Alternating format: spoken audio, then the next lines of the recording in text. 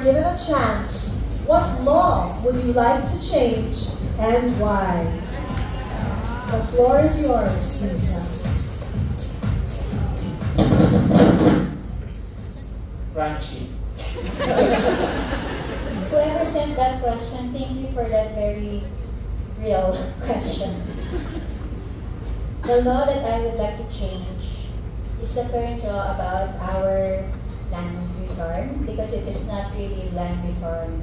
But I would like to really have genuine agrarian reform, because bakit po yung mga nagtatanim po kasi ng mga garlic po natin, yung mga farmers po natin, wala po talaga silang sarili na mga lupa. So gusto ko talagang free na lupa po para sa kanilang lahat, para po marami pong magawang boy bawang din po. At talagang marami rin po free natin makakain ng mga boy bawang, at hindi lang po boy bawang ang kakainin ng mga farmers natin, but real food and sustainable.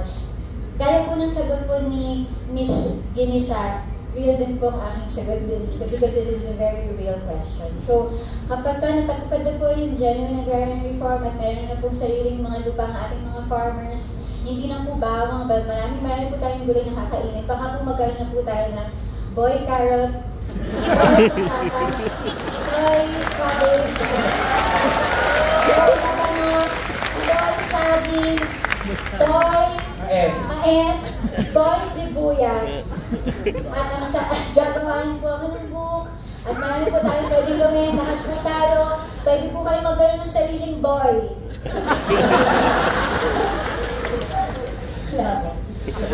Nakalagay po sa packaging ng bawat whatever nakalagay, nandun po sa likod, ay, why do you have to go and make things so complicated? Well, this is actually not complicated. Just give the farmers their land and the ban. Thank you, Boy Bawang. And contestant number 1, this is your question. Kung malaki ka sa contest na ito, sino unang tatawagin mo para ibalita nito? David, the floor is yours. Thank you very much, Judge, for that wonderful familial question. First of all, I will agree with contestant number 4, Boy Bawang. I will tell my grandmother, who is Panginoong May Lupa in Pangasinan, para tunay na ibigay ang mga lupain sa tunay na nagtatrabaho nito at hindi sa amin na Panginoong May Lupa lang. And so, kung manalo po ako sa contest, sino po ang una kong tatawagan para ibalita ito? Ang sasabihin ko po ay ang composer ng Bahay Kubo. Para po maisama niya ang bawang sa bahay kubo.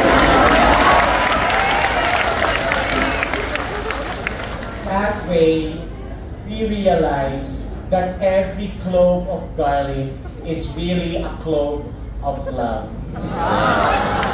Take out the C in clove.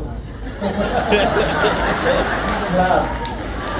So, I wish now that this is Christmas coming, now that Christmas is coming, put the C of Christmas in love and say, I love you. And when you say, I love you to your beloved one, be ready to hear this response. Oops, I did it again.